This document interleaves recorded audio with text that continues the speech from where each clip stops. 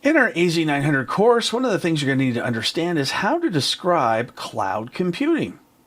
Well, cloud computing is the delivery of computing services, and that includes a lot of different things we call resources, such as servers, storage, databases, networking, software, analytics, so many different things. And we call these things resources within the Azure environment. Now, you typically only pay for cloud services that you use, helping you to lower your operating costs. And you can run all your infrastructure in the cloud, you could run it on premises, or you can do what's called a hybrid type of configuration where they exist in both areas.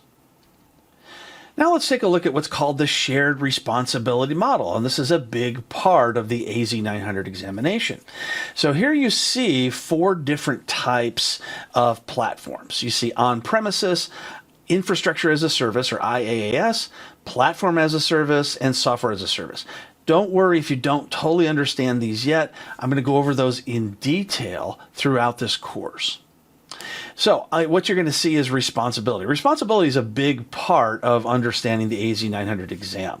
So if you're on premises, that means obviously you have total control over everything. Azure has control of nothing.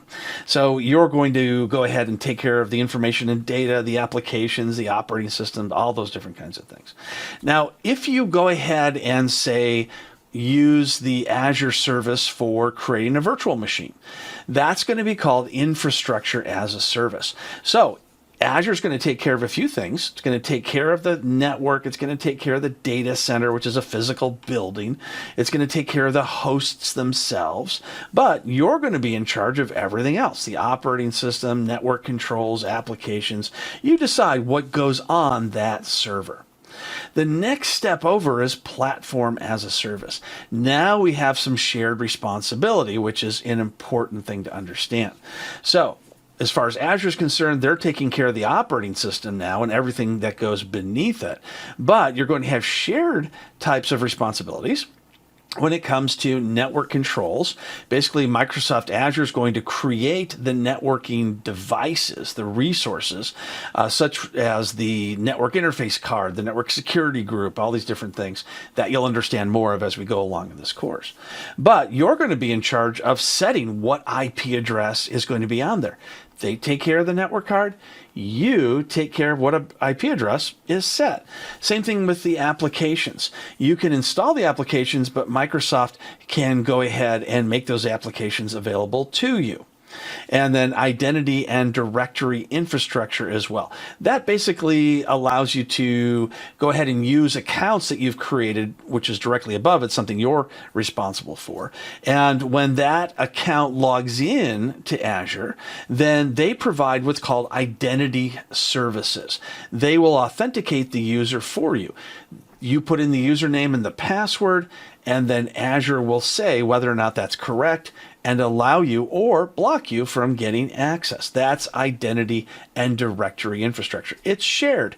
You created the users, you log in, they decide whether or not to allow you to get in if that information is correct or incorrect. So that gives you an idea of what the shared responsibility is, and it's a very important part, as I've mentioned, of this exam.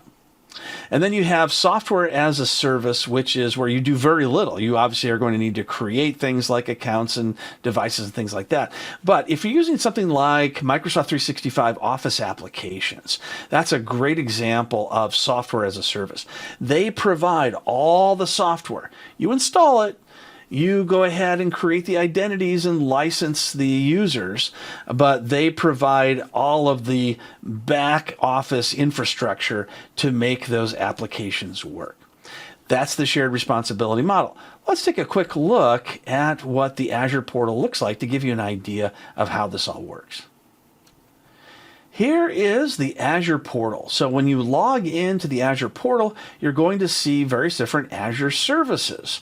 Now, you see there's no current resources. I'm going to be creating resources, showing you how to create resources, how to pick their correct options that make sense for your organization, and also help train you to understand how the AZ900 exam can be passed. So I'm going to click on more services because this only gives me a few of the Azure services.